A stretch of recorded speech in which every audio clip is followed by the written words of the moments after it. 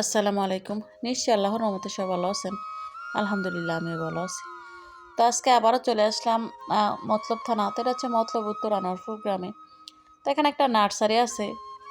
তো নার্সারিতে অনেকদিন যাবতীয় আসা আসলে আসা হয় না, তবে আজকে আসলাম। তো এখানে কিন্তু আশেপাশের পরিবেশটা খুবই সুন্দর। এমনি তো বেড়িবাঁধের ভিতরের এলাকাগুলো আমার কাছে খুব ভালো লাগে। তো নার্সারির আশেপাশে যে মানে পরিবেশটা খুবই সুন্দর। তো আসলে মানুষের মানে ফুল যে মানুষের মনে কতটা শান্তি দেয়, ওরা কিন্তু ফুলের কাছে না আসলে বোঝা যায় না। যেহেতু নার্সারি, এখানে অনেক রকমের ফুল, অনেক প্রজাতের, অনেক কালারের। আসলে এখানে আইসা আমার এতটা ভালো লাগছে, এতটা শান্তি পাইলাম, মানে একটা প্রশান্তি লাগছে আর কি মনের ভিতরে। আসলে যার যেটা না আছে আর কিন্তু ওইটার নেশা একটু বেশি থাকে, মানে না থাকার মূল্য অনেক বেশি আর কি। তো আমার খুব ইচ্ছা করে যে আমি ছোটোখাটো একটা ফুলের বাগান করি। তবে আসলে বাড়িতে তেমন কোনো জায়গা নাই যে ফুলের গাছ লাগানো যায় আর কি। তো তারপরে আসলাম, মানে অনেকদিন যাবত চিন্তা করতেছি একটা বাগান বিলাস গাছ নিব, তবে নেওয়া হয় না। এখানে আরেকবার আসছিলাম, তখন দেখে গেছিলাম। যদিও আমাদের বাড়ি থেকে তেমন দূরে না, মাঝে মাঝে এখান দিয়ে কোথাও গেলে কিন্তু যাওয়া আসার পথে দেখা যায়।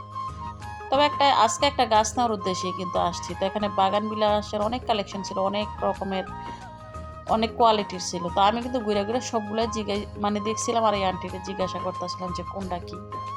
তবে একটা গাছ আমার খুবই পছন্দ হয়েছে। তো এই গাছটা আমার এতটা ভালো লাগছে, মানে ফুল ফুইটা রয়েছে, তো ফুল সহ কিন্তু খুবই সুন্দর দেখা গেছে। তবে আমি যে প্রাইসের ধারণা নিয়ে আসছিলাম, আসলে এখান থেকে প্রাইস অনেকটাই ডিফারেন্স, মানে অনেক বেশি দেখলাম যে প্রাইসটা। তো আমি আসলে গোলাপের বাগানটা দেখা, যেহেতু মানে অনেক রকমের চারা এখানে, এখানে সাদা, কালো, লাল, গোলাপি, মানে অনেক রকমের হলুদ, মানে গোলাপ ফুলগুলা দেখে এতটা ভালো লাগছে। অনেক বড় বড় ফুল, এগুলো নাকি সব ইন্ডিয়ান, আমাদের দেশেও আছে। তারপর বড় গোলাপের এগুলা নাকি ইন্ডিয়ান, তো অনেক বড় ছিল। তো এই তো গাছ একটা নিয়ে নিলাম, বাগান বিলাসের ছোট্ট একটা গাছ নিলাম। তো এই তো আমার ব্ল্যাক ডায়মন্ড বাই কিন্তু আমার সাথে ছিল। তো ও আমার নিয়ে দিয়ে, এখানে কিন্তু মানি প্লান্ট গাছও দেখছিলাম, তবে মানে দাম একটু বেশি লাগলো। আমি দেখছিলাম যে অনলাইনে একজনে আনছিল 900 টাকা। আমি মনে করছি মোটামুটি প্রাইস এরকমই হবে। তবে উনি আমার কাছে দামই চাইছে 3,500 টাকা, এর নিচে নাকি হবে না। তবে ছোট একটা আনছি, যাক, শখ মনের মধ্যেই থাকুক।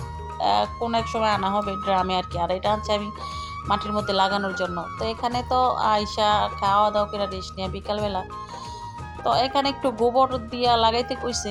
তো আমার এক কাকির এখান থেকে আমি গোবর নিলাম। তো আমি যখন কাজ করি, বিশ্বাস করেন, সবসময় ওরা আমার কাছে থাকে, আমার আশেপাশেই থাকে। মানে এই বিষয়টা আমার খুব ভালো লাগে যে ছোট বাচ্চাদের নিয়ে কিন্তু কাজ করতে ভালো লাগে। তো মানে গোবরটা দিয়া তারপরে গাছটা লাগানো হবে কিনা জানি না, তবে উনি বলছে যে হবে। আপনি নিয়ে মানে লাগানোর পরে মানে সময় লাগবে, তো ছোট গাছ যেহেতু এটা বড়, আমি চাইছি যে এটা গেটের উপরে উঠে দিতে আর কি। তো দেখি কতটুকু কি হয়, বাকি ডালার ইচ্ছা। চেষ্টা করি। আমার মনে হয় যে আমি আরো আগে লাগানোর দরকার ছিল এই গাছ, হয়তো এতদিন অনেক বড় হয়ে যেত। আসলে নার্সারি তো নাই, মানে কাছে পিছে থাকলে আনা যায় আর কি। তো এখানে আমার গাছে নাকি পেয়ারা দেখছে, ওরা দুইজন উঠতেছে, কে কার আগে উঠবো পেয়ারা ফেলার জন্য। তো এই যে পেয়ারাটা ওরা আমার ফেলে দিছে। তো সাথে এখানে আমি ছোট মানে ফুলের চারা লাগানোর জন্য 3টা বয়াম কাইটা তারপরে মাটি দিয়ে লাগাইতেছি। তো এখানে গাঁদা ফুল এবং নয়নতারা ফুলের চারা লাগিয়ে দিলাম আর কি। তো আমার না খুব ভালো লাগে, যারা অনেকের দেখি যে মোবাইলে বা এমনি তো দেখি যাদের বাগান আছে বা ফুল গাছ লাগানো যায়, খুব ভালো লাগে আমার এগুলো দেখলে।